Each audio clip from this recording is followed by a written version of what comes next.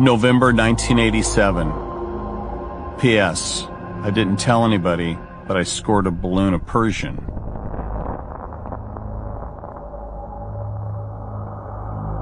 Day off. November 1st, 1987, Van Nuys, noon. I'm reading On the Road by Kerouac again. I feel so connected to writers like Kerouac, Allen Ginsberg, and William Burroughs. I hear people wish they say they were old enough to live through the 60s, and others say they should have been around in the 20s. This was a time when I would have loved to be alive.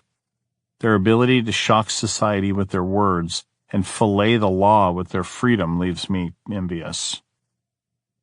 I'm drug-free today and feel so alive. It's good to be home. So far, the cockroaches of my life haven't discovered I'm home yet, and I'll be out of here before they can come to feed on my weakness. Karen seems amazed that I'm lucid. That makes two of us. Maybe I'm beating this thing little by little. P.S. I love these lines from the book I'm reading. To me, this describes Motley to a T. Here's to the crazy ones, the misfits, the rebels, the troublemakers, the roundheads and the square holes, the ones who see things differently. Karen Dumont. Whatever he did, Nicky managed to put a good front on for me. He was stronger than anyone I know at making things look okay. The fact that he functioned so well while doing massive amounts of drugs shows how good he was at keeping things together. There were times he looked really rough, but I naively just put it down to him being a lazy slob. He'd laugh at me telling him off, but he was never nasty to me, and I never realized how badly he was doing. I'd always thought being messed up brought the nasty side out of people. Vince was more like that. He was scary. November 2nd, 1987, Van Nuys, 3 p.m., day off.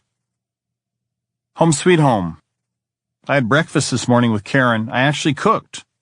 I think she was just being kind because I could hardly eat the eggs. They were like rubber. I told her about the new video being based on the movie Taxi Driver. She said she didn't know if MTV would have the balls to play it. That's fine by me. It's becoming so boring, a bubblegum channel, and there's all these cheeseball bands coming out and just ruining everything. I honestly don't think anybody understands what Motley Crue is, or they wouldn't try to copy us. We're a train wreck, a bastard child between punk rock and heavy metal, and some people somehow think it's cute. If only they knew. We would rather slit your throat than be part of this, so I hope MTV doesn't play it.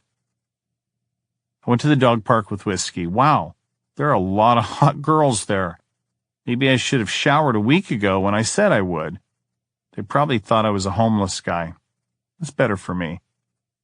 Chicks equal trouble, and meeting a chick in a dog park is a perfect setup for disaster. P.S. Today's my last day home. Got to go back on the road tomorrow. Lyric. Rodeo. Laughing like gypsies, show to show. Living my life like a rolling stone. This is how my story unfolds. Traveling man, never at home. Can't find love, so I sleep alone. This whiskey river has a long way to flow. All that I know is life on this road. Municipal Auditorium, Mobile, Alabama. November 3rd, 1987, Van Nuys, 8 a.m. Limo's here. I have a noon commercial flight to New Orleans where a jet's going to take us to Mobile. I never unpacked again. Maybe I'll just throw these clothes away and buy new ones on the road. There are holes in most of them anyway. On the jet, 5 p.m. Sitting here on the jet waiting to take off. I think Vince must have pulled an all-nighter. He looks a little tattered around the edges. Me? Yes. It's usually me that's tattered, or better yet, shattered. It's amazing what a few days without a hangover will do for your disposition. I'm feeling creative, which for me means life. I struggle between creativeness and being somewhere between slump and completely dry. Backstage, Mobile, 7 p.m.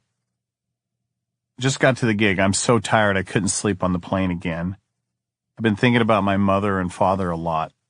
The last few days, it seems, when I don't do drugs, that's what I do. I guess maybe the drugs are part of me killing the pain, but for once, thank God I didn't do anything the last few days. It's nice to not have still been up when the limo showed up. I'm going to go over and see Slash and the guys. They joined the tour tonight. Now, the bad news for them. Tom Zutaut told me they were a younger, crazier Motley Crue. Does that sound like a challenge or what? Slash. We were really excited to go on the road with Motley. We had a lot in common. We were both from LA and we were total hellraisers. We had toured Canada with the Cult and played with Iron Maiden and Alice Cooper, but Motley Crue was cool and they were at their peak. It was a chance to hang out with a bunch of guys who had been around a lot longer and test the water to see if we were crazier than them. Lyric. Living in the know. TV says 10 dead for Christmas. Stalker on the loose. Another freeway shooting, and I'll be hanging by a noose. I can't seem to shake it. I can't bend the spell. Special thanks to Mom and Dad for bringing me to hell. Civic Center, Albany, Georgia. November 4th, 1987, backstage, 6:10 p.m. Spent the night in Mobile last night. So good to see Slash. Guns N' Roses was awesome last night, but our fans can be so brutal. They just stood there for the most part and stared. They just don't want to see anybody but us. Maybe someday we will do an evening with, but Doug says that is suicide. Anyway, I think they're going to be huge, but what do I know? I thought the same thing about the Ramones. Last night I drank very little, half bottle of Jack, but I can feel the demons in my head knocking, and I don't want to let them in or out. November 5th, 1987, day off. Hotel, New Orleans, 1:30 p.m. Today I've decided to write my mother a letter, probably with no real intention of mailing it. Dear Mother, I'll start out this letter by asking how you are, with no real interest in an answer. I'm just trying to be polite, a good son, so to speak. If I were honest, I would ask you something with a sharper edge to it. Maybe something not so simple. Maybe something we could both relate to rather than how's the weather. And is work treating you well? Oh, hell. We've never been ones for hiding our disdain for each other. I mean, you showed me yours by abandoning me years ago. But why don't I get to the point? Did you ever miss me when you shipped me off to Grandma's? Was I even in your thoughts? Did you cry like I did once your car turned the corner and sped away? I'll tell you, I used to love you, even though I didn't know you. That's the innocence of a child, so I don't regret it. Nona and Tom always gave me love unconditionally, but as a boy, I pined for my mother. I'd lie in bed at night wondering if you were out buying me presents that very day, waiting for your phone call that never came. And in my heart, I knew you were always planning for my return. I knew it was just a matter of time and you would save me. I really thought you loved me, but I was wrong. You weren't out buying me anything but a fucked up childhood, and you weren't planning anything except how to ruin my innocent life. Let me ask you an honest question. How did it feel when I did the same to you? Does it burn when my name is mentioned on the radio? Do you feel like your guts were torn out, or do you still feel the same? It would be sad if you still felt the same, because my plan of ripping your heart out would have failed. I think I've done a good job so far, but we're not done. Not until you're dead, and only then will we be even. I guess life just doesn't always work out, but you started this. I hope you die with a broken heart. Isn't life grand? Love, your son. Deanna Richards. Tom always told me that eventually he would tell Nikki the truth of what happened when he was a child. That Nona and my sisters had taken Nikki away from me when I had always wanted him back. I always prayed Tom would tell him that because I wanted Nikki to know the truth more than anything else in the world. But Tom never did. One time in 2001, Tom had gone out to join Nikki on tour, and they were passing through Seattle. I went to the airport to meet Tom for an hour and asked why he still hadn't told Nikki the truth, but Tom just said he won't listen, and I asked him, "What do you mean he won't listen? Nona has been dead long enough now for you to tell Nikki the truth, and I think you're dragging your feet." I looked at Tom and said, "I should have been strong enough to fight you guys. You could have never taken Nikki away from me if I had been strong enough to fight you." And he looked at me and he said, "Yes, we could have." And he had a look on his face and a venom in his voice. And I suddenly realized he'd been part of the plan all along. My daughter Cece has literally saved my life because there have been a few times that I thought I couldn't go through the pain anymore. And I wanted to end it all because Nikki and I were separated all those years. But I never, ever wanted it. Tom Reese. Bullshit. I never said that to Deanna. She is just on a big guilt trip. She twists the truth and she tells lies as she has done all her life. I've told Nikki the truth many times. Deanna was so full on drugs for so many years that I don't know how many brains she's got left. Really. I've told her before the way that she goes through life, but I'm not going to get into this anymore. I'm 78 years old and I just don't need it. Cece Comer. There are so many things that Nikki doesn't know about the life my mom and I had back then. She always acted like everything was okay, but often it wasn't. She had a stroke in the 80s and got really sick one winter, and we ran out of food and oil in the house we were renting. I ate ketchup on toasted bread and woke up with frozen hair so many times that year. Mom always loved Nikki and wanted him to be with us, but we had some hard times. I think Mom and Nikki's relationship is too common and very sad. It takes the focus off the right things and keeps them in a dark place. By now, all the stories are so convoluted and everyone seems to suffer from selective memory. But I do know this. Whatever happened back then, Mom always wanted Nikki by her side. She's never really given up. No mother does. The bottom line is that he wants and needs his mother, and she wants and needs her son.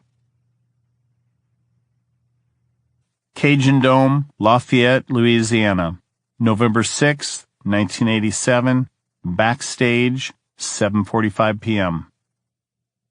Guns is on stage right now, but the weirdest thing happened a few minutes ago. The band walked in, and we had a line of Coke 6 feet long.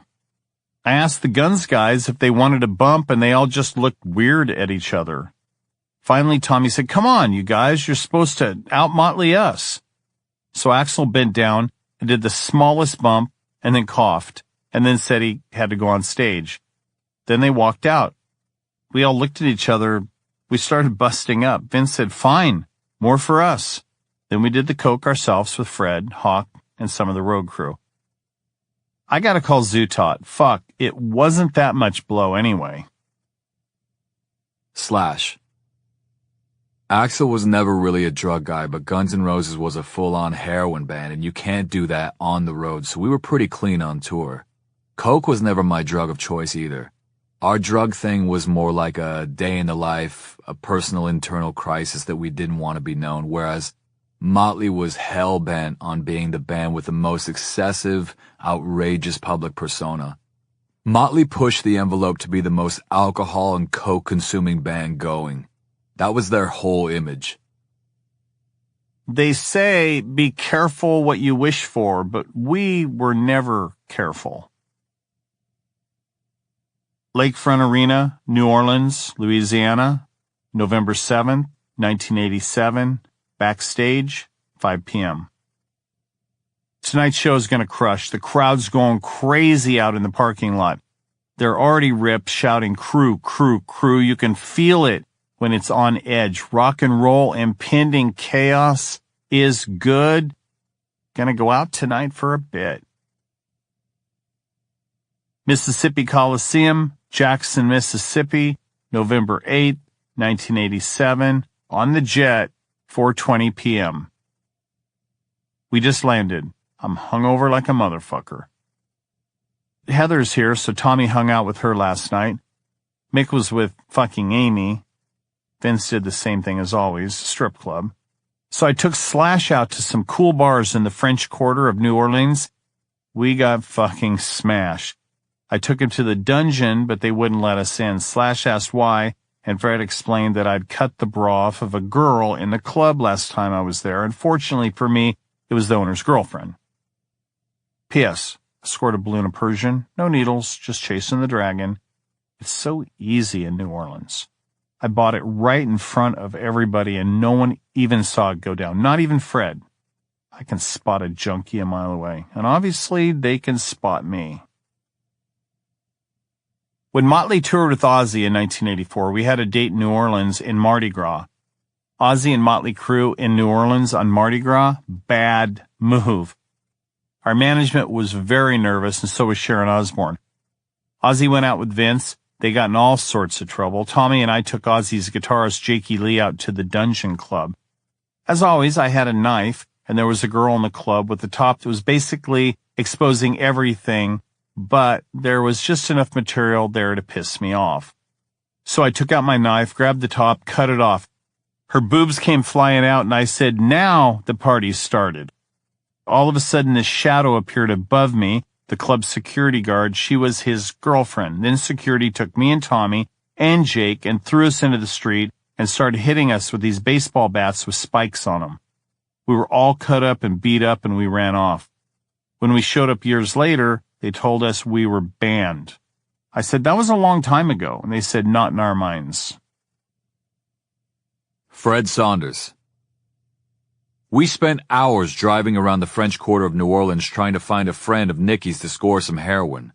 I said that I wasn't going to let him do it, so he fired me. Nicky was always firing me left, right, and center. Then we tried to go to the Dungeon Club, and they refused to let us in, which, frankly, I was neither surprised nor bothered about. November 9th, 1987, day off. Marriott Hotel, Huntsville, Alabama, room 432, 4:30 p.m. We played Huntsville a year or two ago, and some kid claimed we had shot shattered glass into the audience and blinded him. Doc said he is suing us. The kid says we had cannons on stage, that's AC/DC, and shot glass out of them. I even heard we might have shot pieces of metal, too. What the fuck? I hope this kid doesn't come see us tonight. Oh, yeah, he's fucking blind, so he won't. Van Braun Civic Center, Huntsville, Alabama, November 10th, 1987, hotel, noon. Fuck. I just got a call from Rich. Me and Slash were drunk and wrestling in the bar last night, and I guess he landed on his neck. He's pretty messed up. He's gonna have to wear a neck brace to support his neck. Fuck, I feel bad. It's always fun until someone gets hurt. P.S. I'm still wondering if that blind kid's gonna show up to see the show. Slash. Nicky and I had been in the bar for hours drinking shots, and we started wrestling. Nicky is a pretty big guy, and he fell on top of me. The next morning, I woke up with 4 dislocated vertebrae in Tommy's drum tech Spider's bed. I had to see the doctors and have acupuncture for the next 3 weeks of the tour. And all the time I was on stage, I had to keep my top hat on and not move an inch. Jefferson Civic Center, Birmingham, Alabama, November 11th, 1987. Hotel, 3:10 a.m. Battling everything. I feel like I'm at war with everything and everyone. I don't understand. Why don't I feel anything but anger? The only time I don't feel it is when I'm numb. It's just not working like it used to. I'm tired of writing about it, but this is my only way to vent. I'm so fucking tired, and I don't know why. Why is it that the word why is always on the tip of my tongue? Why? Why was I treated like I was as a kid, like I was just in the way?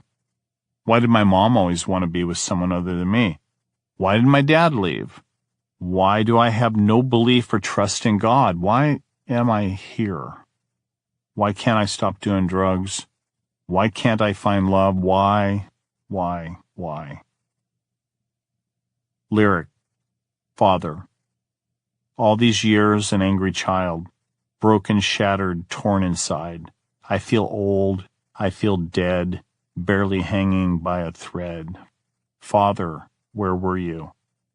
To my father, how could you run? You walked away, abandoned your son, broke my heart, left me dying, so fucked up where I came from. What's a father without a son? It's like a bullet without a gun. Cece Comer. My own father has always questioned whether I'm his child or not and has made it clear over the years that he was more important to himself than I was. It's different with Nikki's dad because Nikki never had the chance to be slapped in the face like that.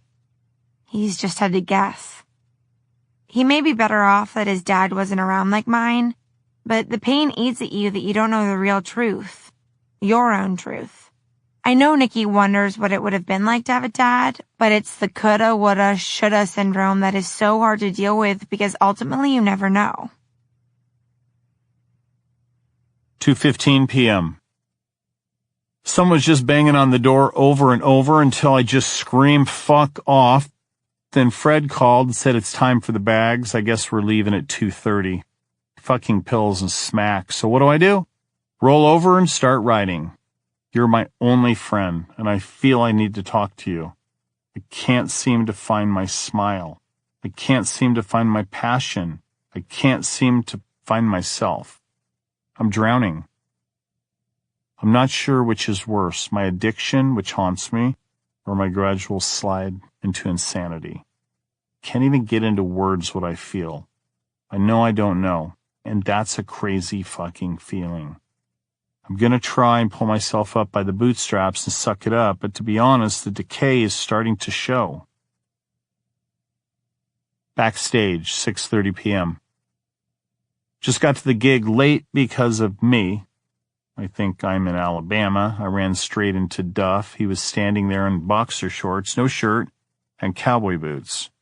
I said, Duff, nice look, and he said some girl stole all his clothes when he was passed out last night. Now that's fucking funny. Okay, I need a drink. P.S. Hey, what has 48 legs and 12 teeth? Answer, the front row in Alabama. November 12th, 1987. Day off. Marriott Hotel, Savannah, Georgia, 4 p.m. I called home and checked my answering machine.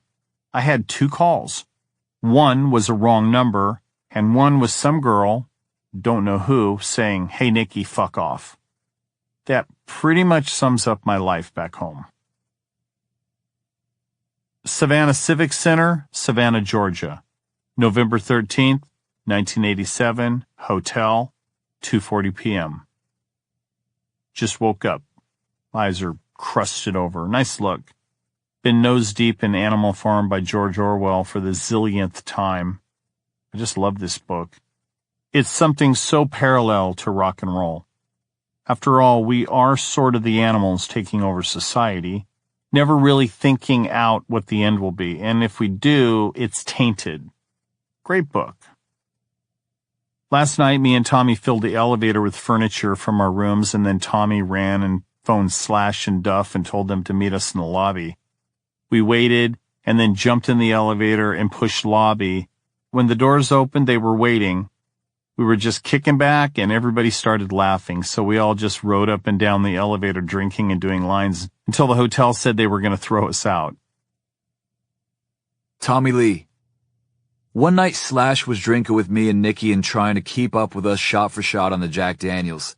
We were sitting at the bar for hours drinking, then suddenly Slash put his head underneath the bar and puked everywhere. He was starting to go down, so we took him into his room where he immediately passed out. We set him up on the bed and took a Polaroid photo of Slash lying on his back passed out, and Nikki put his ball sack on his chin. That picture became Slash's tour laminate, lying unconscious with Nikki's nuts sitting on his chin. Coliseum, Columbia, South Carolina. November 14th, 1987, hotel, 4:30 p.m. I look back on my diaries and half the time I don't even write when the dealers show up. It seems too redundant. but I said I would try to capture every moment, good or bad, in my diaries, so here goes. It's been snowing again. I haven't been sleeping more than an hour or two for a few nights. I'm starting to hide in my room again. I feel like I might be getting back to my old habits, and it's like a car skidding out of control. There's nothing I can do about it. I don't want to do the drugs, but it's all I think about. If I don't do it, well, I can't not do it. I found a few old rigs in my suitcase and shot up my last bit of junk after snorting tons of coke last night. So I'm out of junk. I wish I'd found the rigs when I had some blow. A speedball would have been nice. I'm so sick. Doc McGee. People ask why we never confronted Nicky about his addictions, but we'd always try to talk to him and it just did no good. It got ugly really quickly. Artists die on the road and fans say if the other band members really loved them, why didn't they help them instead of letting them die on their own in a hotel room? They probably tried loads of times to intervene, but eventually, when somebody is obnoxious all the time, you get numb to it.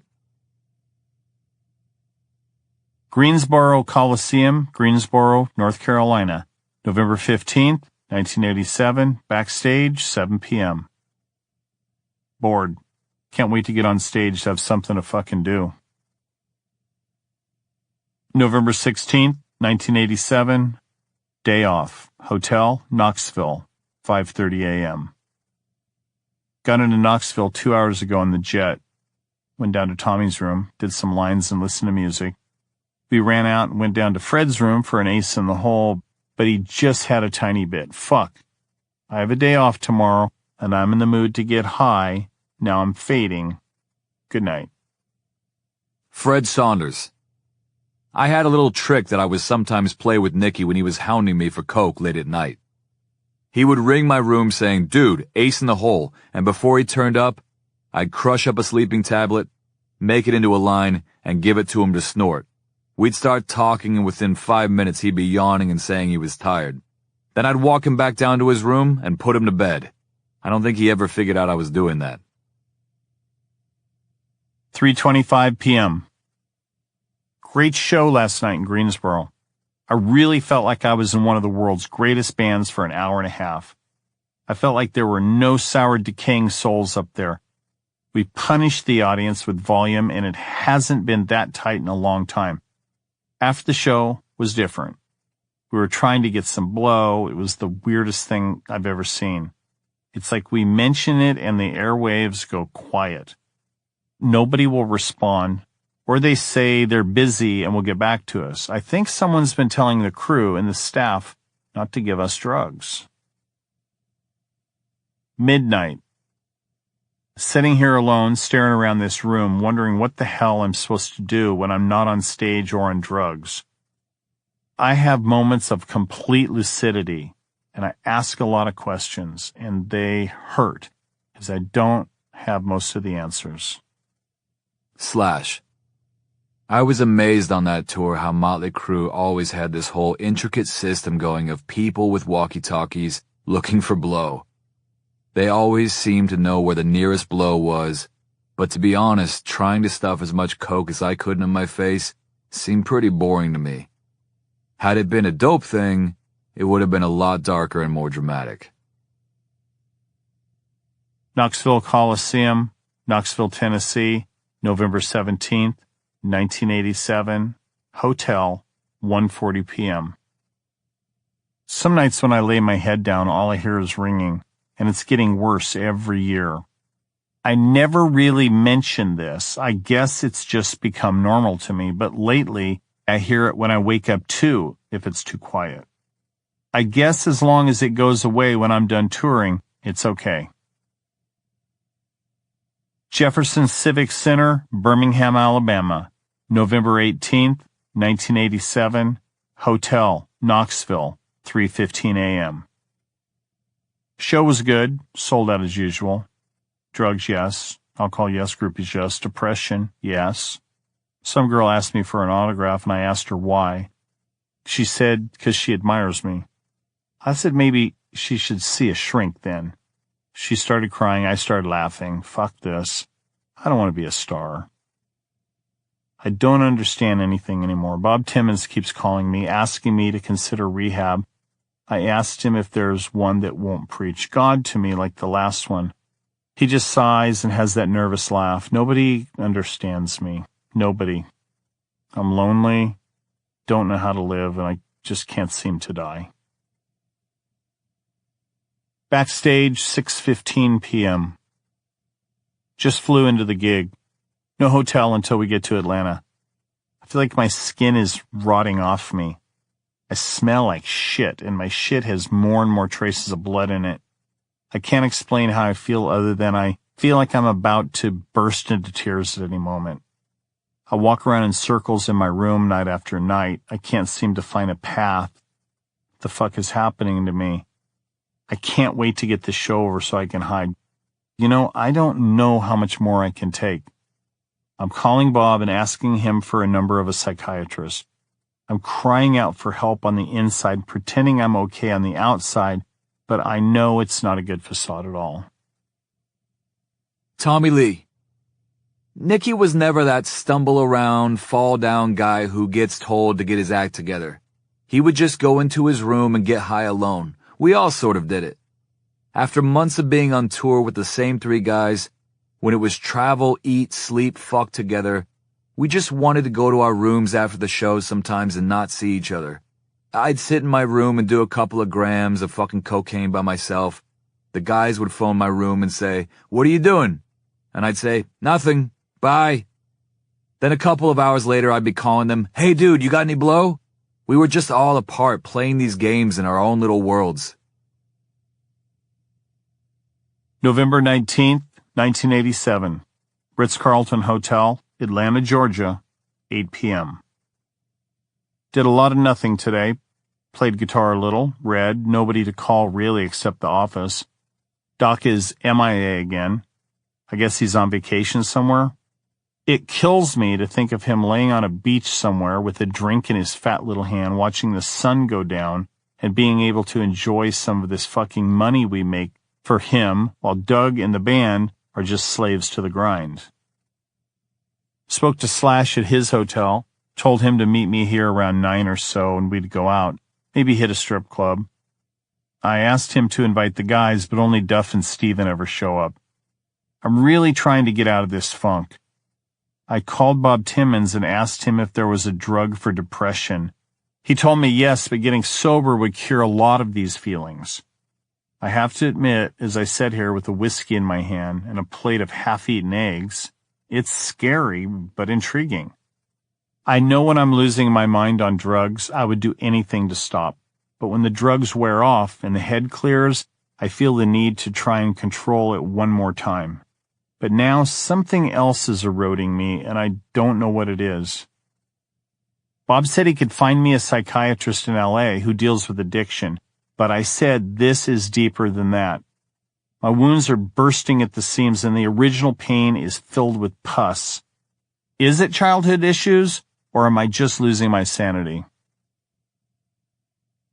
The Omni, Atlanta, Georgia, November 20th, 1987. Ritz-Carlton, 5 a.m. I'm drunk and in a great mood.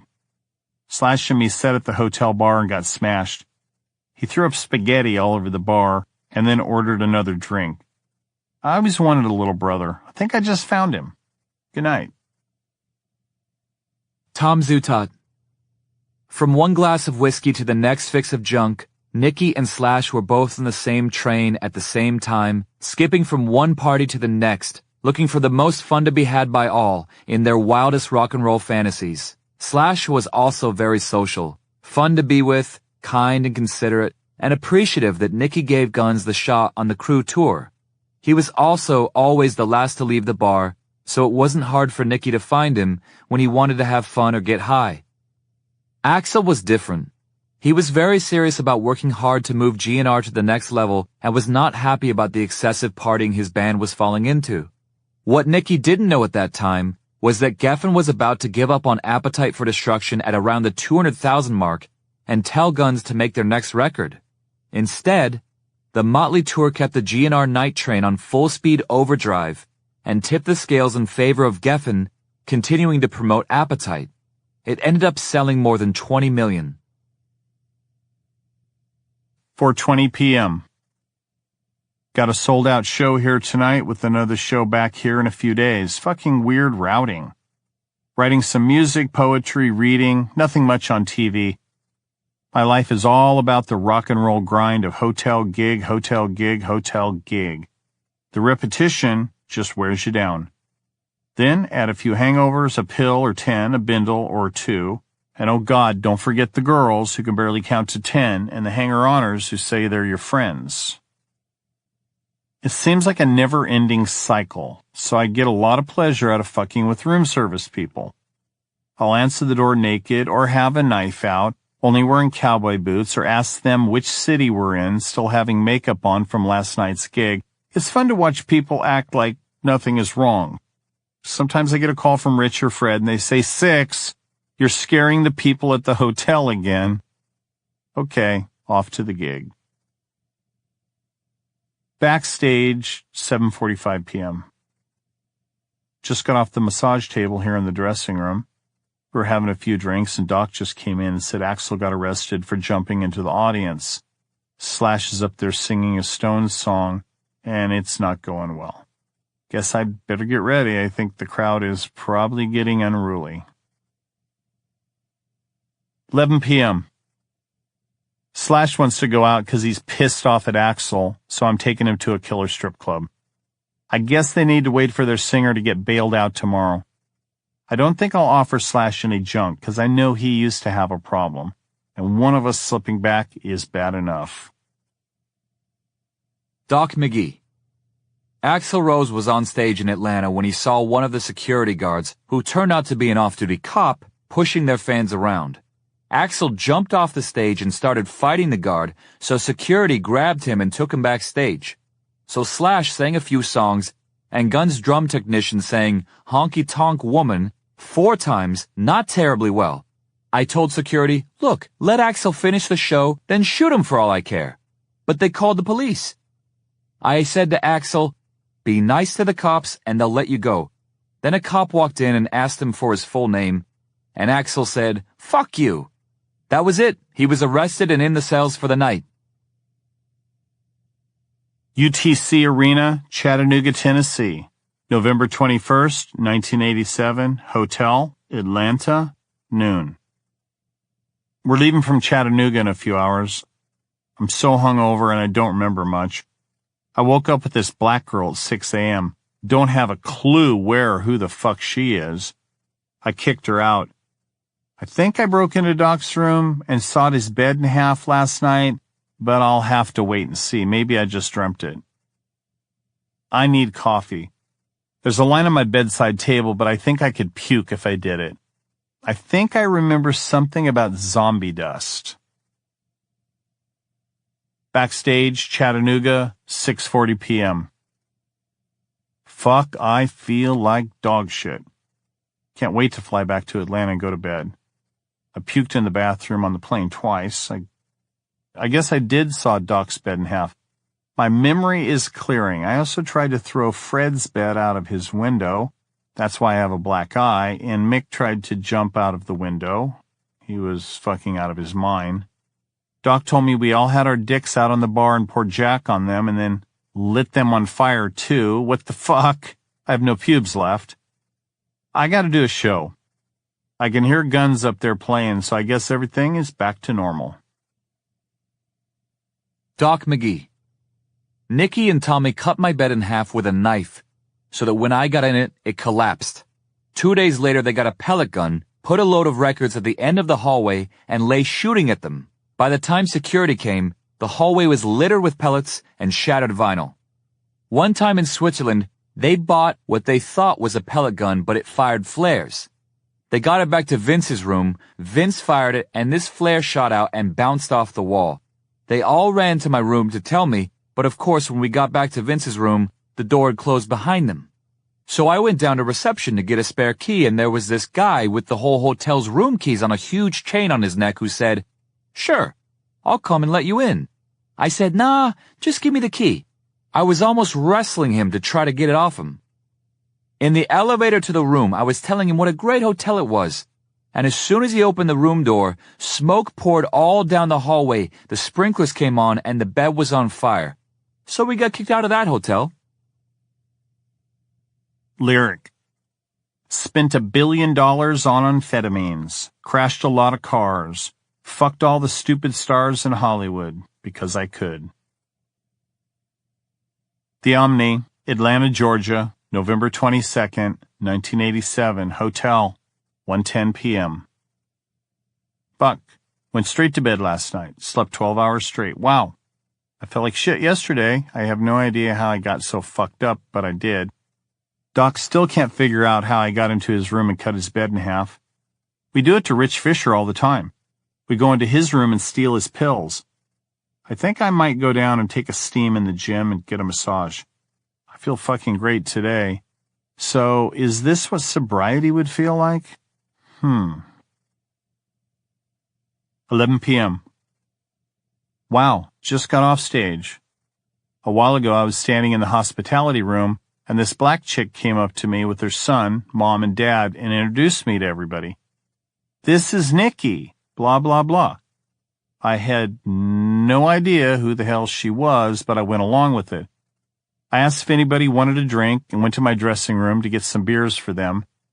I pulled Fred aside and asked him who the chick with the kid was. He said that was the girl from the strip club I was with the other night. What the fuck? Okay, so I guess I was fucked up, but why'd she bring her kid and mom and dad? What the hell did I say? All of a sudden, I came down with a really bad stomach ache and had to excuse myself. I was polite, but I couldn't get out of there fast enough. So I'm sitting in my dressing room, hiding until they leave. What the fuck? Chicks equal trouble. Off to the Motley jet, going to Orlando. November 23rd, 1987, day off. On the jet, 2:45 a.m. Tommy and Vince are fucking smashed and bickering, make us looking sick of it all. And I'm just staring out of the window into this darkness. If we don't get off the road, we're going to break up. Trust me on this one. Stouffer's Hotel, room 1267, Orlando, Florida, 11 p.m. Just back from the bar. I tried to talk to Tommy about how I'm feeling and just don't think he understands. He's happy all the time. Makes me feel even crazier. Maybe I'll try Mick. 11:15 p.m. Went to Mick's room to talk to him, but Amy was there, so I left. 3 a.m. I just took a handful of pills. If I'm lucky, maybe I won't wake up. Good night. A few years later, I was put on an antidepressant, and my life turned around in 3 days. It was an experimental drug at the time, now known as Prozac. I'd been off tour for months and had only left my house a few times. I was finally off drugs, but I knew the depression was getting worse. In 1987, I knew something was wrong, but I didn't know what it was. Mick Mars. Did I know how depressed Nikki was then? Not really. Not at all. I didn't really pay attention except when he was bullying me and Amy. I just did my gig, did what I was supposed to do, and I was normally drunk anyway. I didn't really care. The band was self-destructing, so I just thought, fuck it. Lyric. I'm feeling rotten today. I guess I forgot I am shot. I am not okay. So long to pain. So long to games. So long, say goodbye. Someone tell me why. I'm feeling cold inside. Do I want to die? Do I want to die? Someone tell me why. It's building up inside. Do I want to die and kiss it all goodbye? I'm a sinking ship on a sea of bliss. I'm not okay. I'm blind to this. Is this just a test to help me see? Lakeland Civic Center, Lakeland, Florida, November 24th, 1987, backstage, 6:45 p.m. Took a chopper to the gig here. Izzy just came into the dressing room. Miracle. and introduced us to his girlfriend. Oh my God, can I say Bruce Dickinson all over again? It's this chick Suzette that I fucked in a rehearsal room in Hollywood. She was 17. Then I used to buy drugs from her later. She would come over and I'd tie her up and treat her like a farm animal. She's cute as long as she doesn't talk. I used to gag her so I wouldn't have to hear her coke battle. Life is weird and getting weirder all the time. When she came in with Izzy, I acted like I'd never met her. Then when Izzy left, Tommy said, "Six, dude, that's the chick from the Whiskey A Go-Go bathroom floor. Remember that?" Oh, fuck. I forgot about that, too. We chop her back to the hotel after the gig. We have another show here tomorrow. Guns is at the same hotel as well as our road crew. Tim needs to lighten up. I have him dressed as a priest on stage and he looks like a broke-dick dog over it. Maybe I need to get him drunk. He loves me, I know. He's always looking worried, like he's my Jewish auntie or something. Tim, I'm not gonna die. I'm not that fucking lucky. P.S.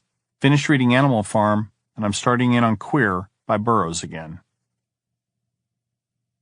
Suzette made me think of Bruce Dickinson because Dickinson used to hate me because I fucked his wife. I would just like to point out in my defense that A, I had no idea she was his wife, and B, it wasn't my fault that she climbed in my hotel window in England and asked me to fuck her, then afterwards said thank you and climbed out again. Ross Halfin. Bruce Dickinson actually wrote the song Tattooed Millionaire about Six. He hated Nicky because he was fucking Dickinson's wife at the time. Then again, so were Vince and Tommy, come to think of it. Lakeland Civic Center, Lakeland, Florida. November 25th, 1987. Hotel, 4:20 p.m. I just woke up. I was up till noon doing blow. We hired a big conference room and just fucking went crazy. Slash Tommy, Stephen Duff, some crew guys, a bunch of whores, and cases of booze. We have a dealer here who just gives the shit to us. He gave us each an 8-ball, and we did our best to do it all. It was insane. We piled it all up on the table. I've never seen so much coke. Me and Tommy were trying to figure out how to cook it up so we could freebase it, but we didn't have all the needed supplies. We tried our damnedest and ended up smoking it wet out of a glass ashtray. My fingers are fucking blistered. I got 2 grams sitting here on the table next to me. I should just flush the shit, but the guy will just bring more, so I might as well do a line and go to the chopper. Fuck, I need a drink. My hands are shaking. P.S. Suzette came to my room before the party and wanted to fuck me. Tommy was in here with me doing a bump and I told her to leave. She got all crazy and I threw her out the door and she slammed into the wall and started crying. Chicks equal trouble. Jacksonville Coliseum, Jacksonville, Florida. November 26, 1987. Backstage, 7:30 p.m. Here at the gig. The show last night was loose and tired. Fans didn't know. Guns is getting better. The crowd is digging them more and more. I have a good feeling for them. If the label will support them, they have a shot. They're not like the other bands who came out after us. They're more like us. On to more exciting news. I don't feel so depressed, probably because the drugs are keeping me from feeling. But I have been having bad side aches, like my liver is going south. I don't understand why I get traces of blood when I shit. I want to get a doctor out to one of these gigs and ask, but I know what he's going to say. I can't figure Vince out lately. He seems to be slipping away. When I talk to him, it's like he doesn't hear me. Is it me? He only cares about the pussy, but then I only care about the drugs, so we're not so different. I miss him. His eyes are always darting around when we're talking, or he says that he has to go. I miss music, new music. I miss my friends that I started this journey with. But most of all, I miss my sanity. I can't wait to get off this fucking tour. I'm so tired of touring. I want to kill management for not listening to us. Something bad's going to happen. I just know we can't be this close to each other and be slipping away from each other at the same time and expect this to last. P.S. Supposed to go out for Thanksgiving dinner, but I'd rather just order room service. November 27th, 1987, day off. Sheraton Hotel, Fort Myers, room 538, 2:10 p.m. Played a show in Jacksonville last night. Got in about 3 a.m. I met a friend of my old dealer Jason's last night with a gram of Mexican tar but no rigs. I had to order aluminum foil from room service when we got it. Man, my mouth was watering. I smoked a bit and then hit the sack. Woke up today feeling sick. I know it's not that. Had Slash, Steven, and Duff fly on our jet last night. Izzy wouldn't come because I threw his girlfriend against a wall. Hey, Izzy, I fucked her first, so fuck off. Axel never comes. He's a twat. Doug Thaler. I joined the tour in Jacksonville and Nicky was pretty fucked up on Jack Daniels. He showed me some gummy black substance he had that he claimed was some kind of exotic cocaine that he was going to snort. I thought, good luck snorting a gummy substance.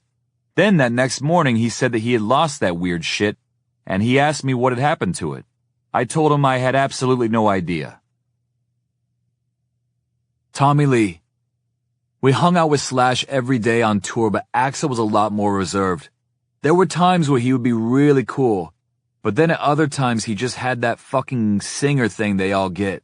LSD. Lead singer disease. Lyric. Find myself. I gotta find myself some love. I gotta find myself some drugs. I gotta find some liquid sunshine. I gotta find myself. I gotta find myself.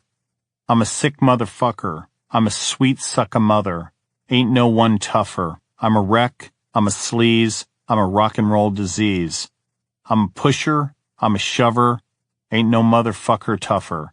I gotta find myself some glue. I gotta find some suction. Now my aim is destruction. I gotta find myself. I gotta find myself.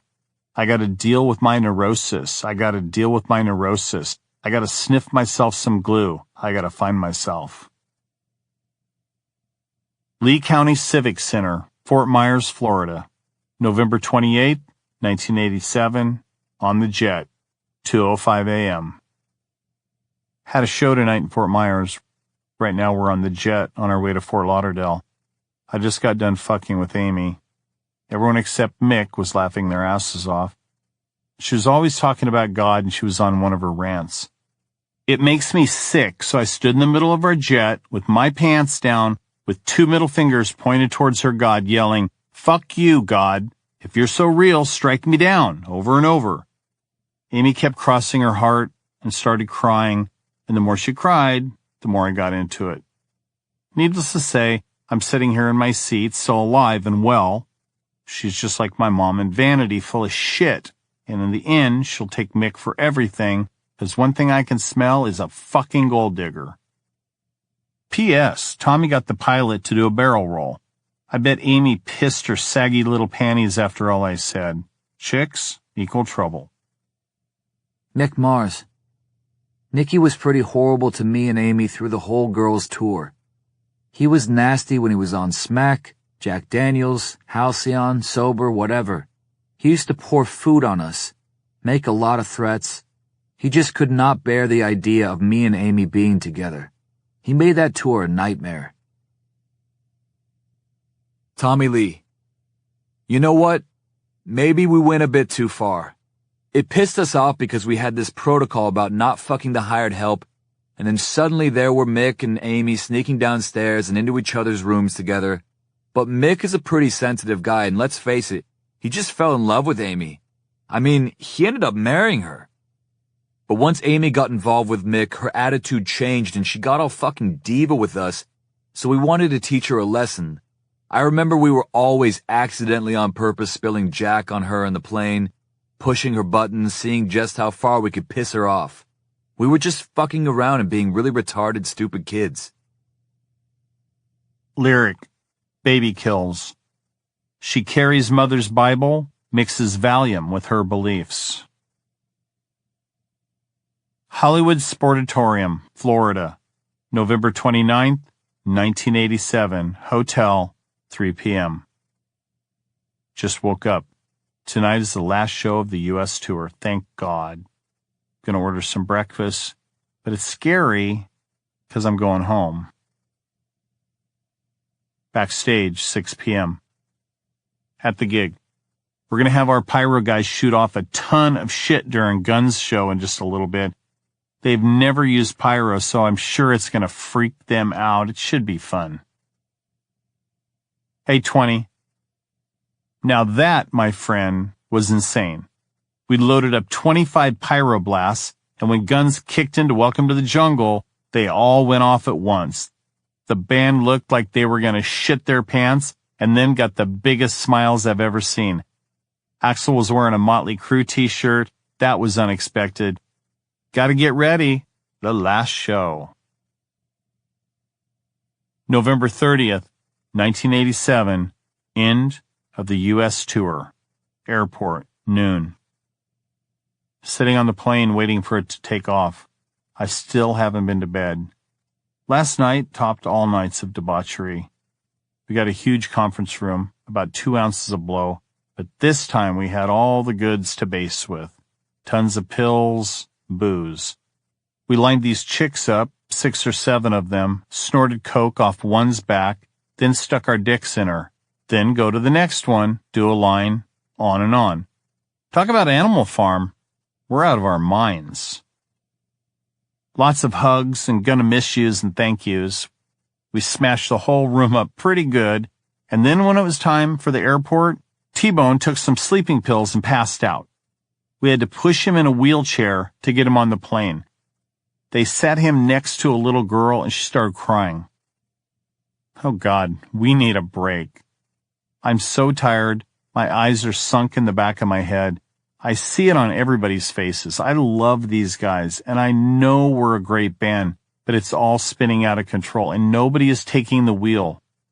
As long as we make money, we're the darlings of the world. Good night. I am on my way home sweet home. Tommy Lee. Fuck, dude, the Sportatorium show. We called it the Snortatorium because all these fucking coke dealers turned up at the show. One even had a license plate that said dealer.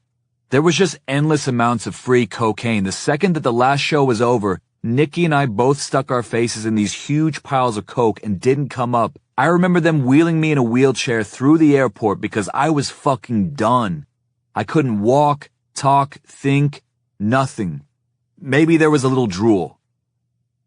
Doug Thaler. After the last U.S. date, everybody was just fucked up on blow and alcohol. Tommy took a bunch of downers at about 8 or 9 in the morning, and Rich Fisher had to wheel him onto the noon flight back to L.A. in a wheelchair. Some horrified guy in first class nearly shit his pants when they started to plop Tommy, semi-conscious, into the seat next to him. The stewardess wisely positioned Tommy in a lone first-class seat by himself. It was about the only time on that tour that Tommy was more of a mess than Nikki. Lyric, Save Our Souls. It's been the hard road, edge of an overdose. No matter how high, you're still too low. I've been the dancer, the wicked romancer. It's a never-ending nightmare, edge of disaster.